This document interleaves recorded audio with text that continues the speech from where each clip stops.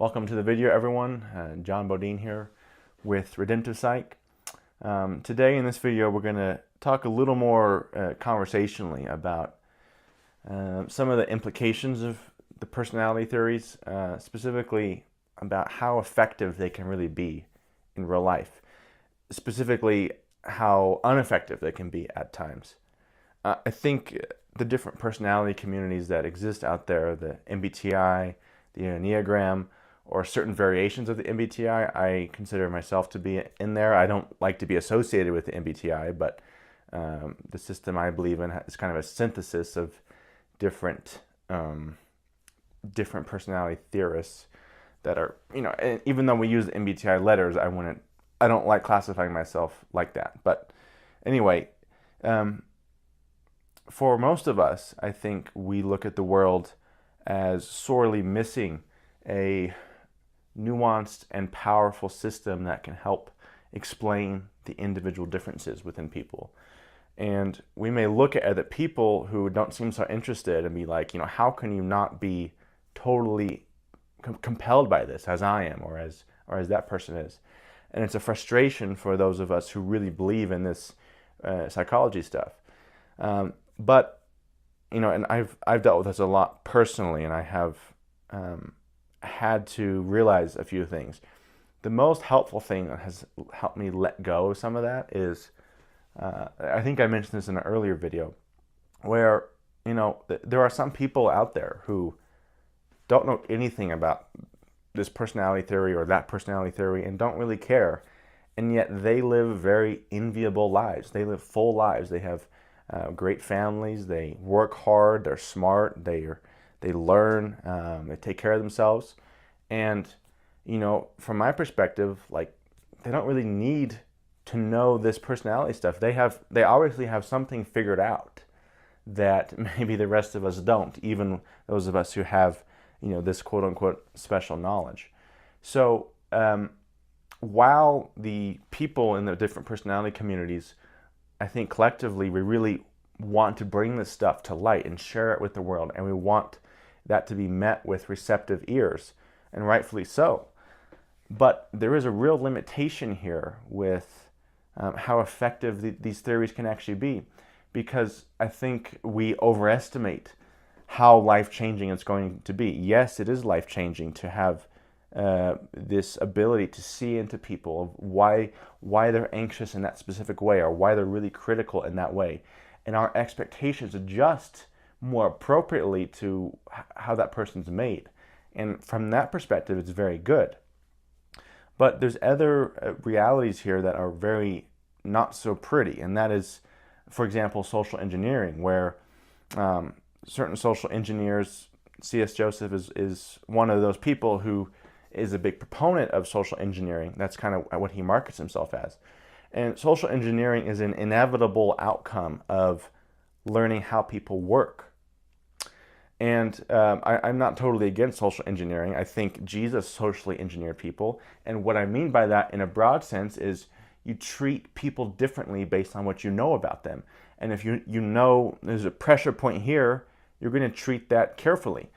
Now, what makes social engineering good or bad, that is a big discussion that needs to be had. It's a difficult and complex topic. In short, though, I think it's about intention.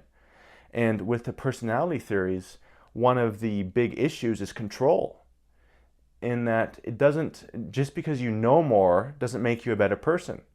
And what I've seen many people have struggles with who know this, have this special knowledge, is that it magnifies their character or lack of it. For example, within the self-development movement, the self-optimization movement, particularly when it comes to building the perfect life or being totally disciplined or whatever it may be, at the end of the day, it's about self-empowerment. It's about my own effort, about how I can rescue myself. And my belief is that that is the path to hell. And I don't mean that in a religious sense necessarily, but I mean that in the sense that the more you try and rescue yourself, the more you're going to wind up in the same area. It's like rowing with one oar. And the reason is, yes, we can improve certain areas in our lives. And we should. We should try and eat healthier. We should try and be more self-aware. But if we try and rescue ourselves with a theory, we will come face to face very quickly with the limitations of that theory. So my point with social engineering, for just as an example, is there is still a motivation within the personality community that's latent, but there, and that is to control other people. And it's usually well-intentioned, I think, of, okay, I know that person's type, that means I know this about them, that means I'm going to use them in this way and get this certain outcome. Whether that, most people who do that will think that that outcome is helping that person. The problem is humans are not meant to be controlled and manipulated and tyrannized. And it is an act of tyranny, in my opinion, to use a personality system to extract a certain outcome from someone against their will. Now, again, that's complex because you want to communicate to them in the way that best, in the way that they're going to hear it best, right? And you want to show them certain things that maybe they haven't seen before because of the way they operate. But ultimately, this was Dostoevsky's point too, the Russian author, in Notes from Underground, where he talks about a man, a person, a human is not a piano key, is not something to be played. And if you know that they're playing you, or if they know that you're playing them, they will do everything in their power to prove to you that they are not just some simple machine to be manipulated. So that is just as an example, one of the big shortcomings of personality theory. At the end of the day, those of us who may know a lot about it and be able to type people and identify them and know somehow how they work and know what they need to some extent with their functions, we still don't have power over them. And at the end of the day, you think about Jesus, his example, the most powerful person to ever exist, the most insightful, knowledgeable person to ever exist.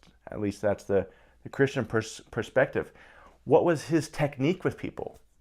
He obviously knew that people were different and that they worked and thought differently, but he did not use that knowledge and insight to control people. He used it to invite them. He talked to people like they were a person, not something to be played. And if the ultimate power in the universe, embodied as a human, talked to someone in an inviting way, maybe we should learn from that, especially those of us who really value this personality stuff. So I suppose that's the end point here I'm trying to make in this shorter video, is the biggest limitation of the personality theory, of any personality theory, is coming face to face with the agency of another human being.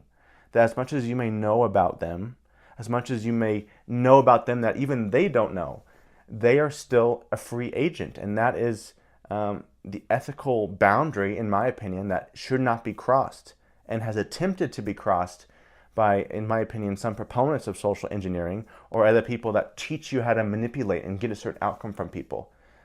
If Jesus didn't do that, who's way more powerful than any of us, perhaps we should think twice about using this to try and control people.